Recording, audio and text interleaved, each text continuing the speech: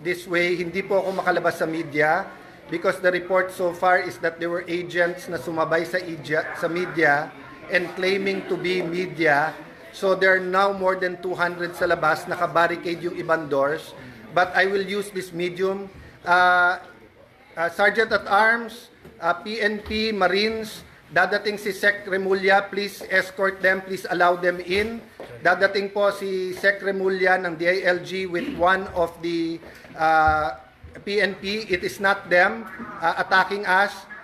Allow them in, isa-secure daw ang building at tayo. But I just want everyone to know, ito pong grupo na nandito, we're not going to leave each other, we're not going to leave Senator Bato.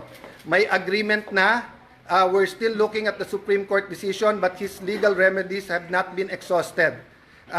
Sabi ng Supreme Court, binibigyan ng 3 days to comment.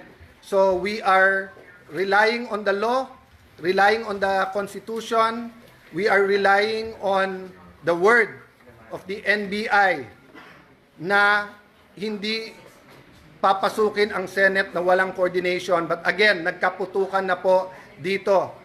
We cannot let this pass. So, Osaa, I'm trying to call you. Papasukin niyo po si Secretary Remulla. He's here to help.